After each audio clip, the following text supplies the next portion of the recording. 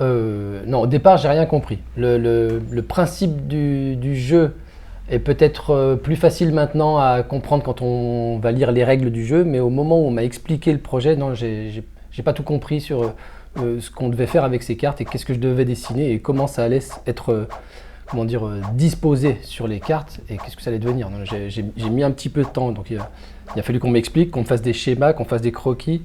Et après, petit à petit, les choses sont devenues un petit peu plus faciles. En fait, je crois que l'idée de la dimension narrative, effectivement, est arrivée très vite dans le projet et c'est ce qui m'a tout de suite plu. C'était que de raconter une petite histoire en une seule image. J'aimais bien cette idée. Et donc, du coup, comme le jeu se prêtait bien à un parcours, l'idée de dessiner plusieurs fois un personnage qui se déplace dans un décor, j'aimais bien. C'est-à-dire qu'on suivait son parcours, il y avait des petits événements, ça faisait une mini-histoire. J'aimais bien cette idée-là. C'est un procédé que j'avais déjà pu expérimenter plus ou moins. Il y a pas mal d'auteurs qui font parfois ça dans leur BD. C'est-à-dire qu'il y a une grande case avec un grand décor, pardon, et on voit plusieurs fois le personnage, on voit sa circulation, on voit comment il se déplace. Donc c'est un procédé qui ne m'était pas non plus complètement étranger et j'avais eu l'occasion aussi de l'expérimenter avec un étudiant.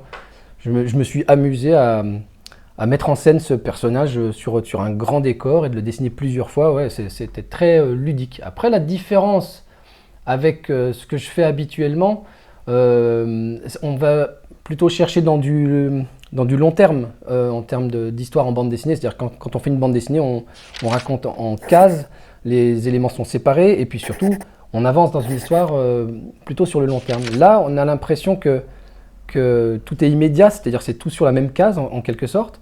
Après, quand on suit le parcours, on arrive facilement à imaginer les différentes péripéties du personnage et la durée que ça peut prendre. Mais le fait de l'avoir dessiné sur un seul dessin, comment dire, camoufle un petit peu cette idée de la durée. En tout cas, voilà, j'y ai trouvé des vraies similitudes.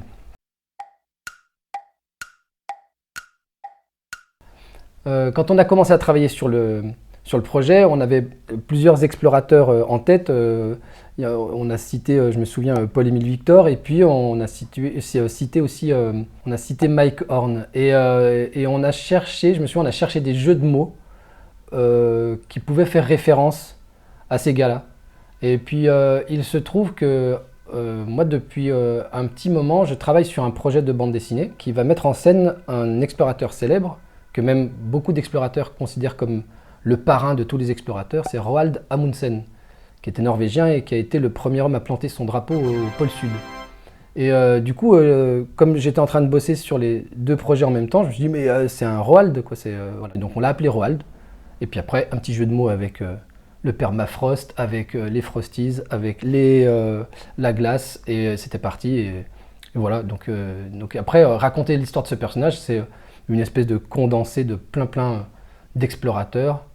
Et en fait, moi, ce qui m'amusait aussi, c'était de mettre en scène un personnage qui pouvait foirer son voyage, rater son exploration.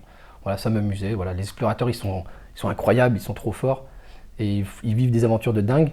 Mais donc il y a la possibilité dans le jeu de raconter une vraie exploration qui réussit, donc suivre le parcours du personnage jusqu'à ce qu'il atteigne son but, mais en fait, on peut aussi voir tous les moments où il peut rater, quoi. Et j'aimais bien cette idée, enfin, je trouvais ça rigolo.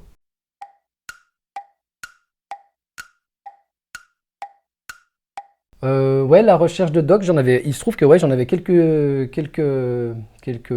photos, quelques documents. J'avais déjà pas mal accumulé de documents pour le projet de bande dessinée sur lequel je travaillais. Et puis après, bien sûr, il y a tout un travail de simplification qui se fait. Et on est dans un univers cartoon, on n'est pas dans un univers réaliste. Donc du coup, j'ai pu synthétiser et simplifier le décor.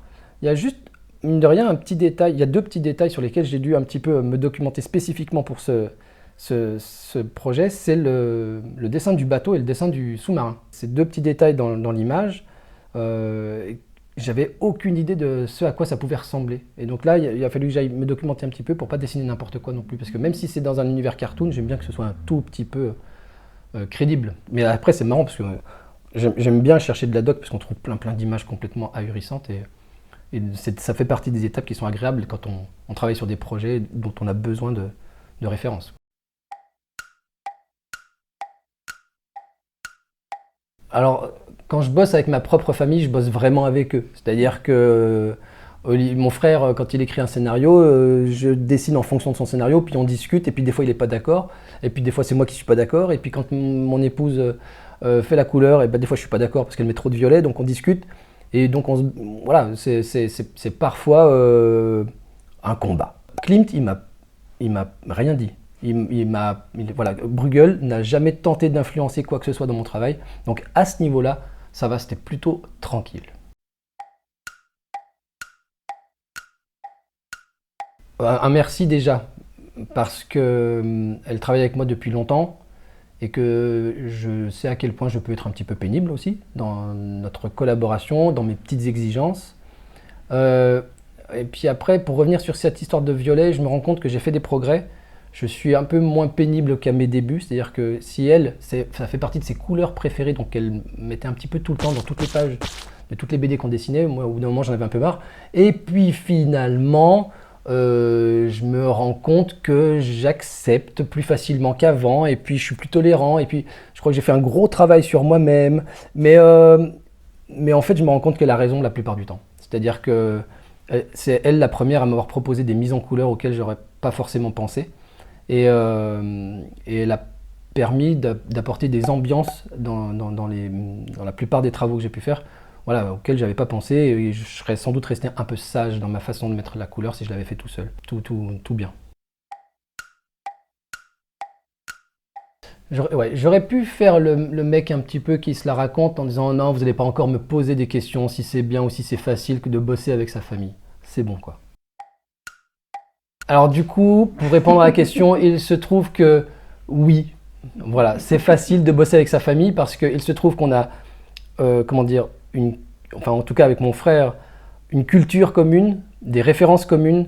On a été biberonnés au Nul, aux Simpsons, à tout un tas de westerns, de spaghetti, les Sergio Leone. Donc, ce qui fait que quand on a travaillé ensemble sur Lincoln, mais c'était super facile en fait. Quand il écrivait une scène, il avait une petite idée de comment j'allais la dessiner, et il se trouve que je la dessinais comme il l'imaginait. Et quand on discutait d'une scène, et puis je disais, mais en fait là, ça pourrait être marrant qu'il se passe ceci ou cela, il me regardait, il faisait, bien sûr. Et donc, la collaboration avec mon frère, elle a toujours été super facile pour ça. Et comme je disais tout à l'heure, avec Anne-Claire, c'est cette idée qu'elle a apporté des couleurs que, voilà, les premières fois que j'ai fait de la mise en couleur, j'étais dans l'idée que le ciel est bleu, l'herbe est verte, et voilà. Et Anne-Claire, elle vient en disant non, je vais faire un ciel rouge. Et dans ma tête, c'était pas possible, quoi. Et en fait, elle a raison, quoi. Elle explose parfois les principes mêmes de la mise en couleur pour proposer des ambiances qui sont super. Donc voilà, aucun regret de bosser avec ma famille. Je ne suis pas un gros joueur de jeux, mais je joue assez régulièrement. J'ai encore joué ce week-end, on m'a fait encore découvrir des jeux que je ne connaissais pas. Je me suis rendu compte que autour de moi, j'avais des potes qui étaient des vrais amateurs de jeux, donc qui me font découvrir souvent des jeux, et puis qui de temps en temps tentent de me convaincre de jouer à des jeux très complexes. Des jeux où il y a plus de 15 pages de règles de jeu, des jeux où il y a des milliards de pions, de cartes, de machins, de trucs, d'options. Et je déteste ça. En fait, moi, je suis un joueur de jeux simple. Et puis surtout, il faut que ce soit drôle, quoi. Je crois que j'aime pas trop les jeux sérieux. Je dis ça, un des derniers jeux auxquels on m'a fait jouer s'appelle Vol des Tours, qui est une espèce de simili-jeu d'échecs. Ça ressemble à un jeu d'échecs assez étrange. Un mélange entre Tetris et les échecs. Et donc, il a l'air assez sérieux, assez cérébral comme jeu, et j'ai adoré. Mais c'est parce que les règles sont très très simples, je pense. C'est aussi pour ça. Mais après, ouais, illustrer des jeux, ouais, je fais un parallèle. Je viens d'illustrer une étiquette de vin. Et je trouve l'exercice très très rigolo. C'est pas la première fois, j'ai dû faire une dizaine d'étiquettes de vin, je pense, dans ma carrière. Je bois pas une goutte d'alcool. Je fais le parallèle parce que je pense que, quel que soit le support, dessiner, illustrer, c'est toujours un truc rigolo à faire. Il y a toujours un petit truc à trouver pour que ça trouve sa cohérence, pour que ce soit marrant, pour que ce soit... Voilà. Et donc, illustrer des jeux, c'est encore plus rigolo, on va dire. Mais c'est vrai que je suis un peu plus... Voilà, je suis difficile sur le vin parce que j'en bois pas, mais je suis aussi difficile sur le jeu parce que j'aime pas tout. Et c'est vrai que pour me convaincre de jouer à un jeu, il faut que les règles soient expliquées en 30 secondes maxi, quoi. Je suis un peu difficile.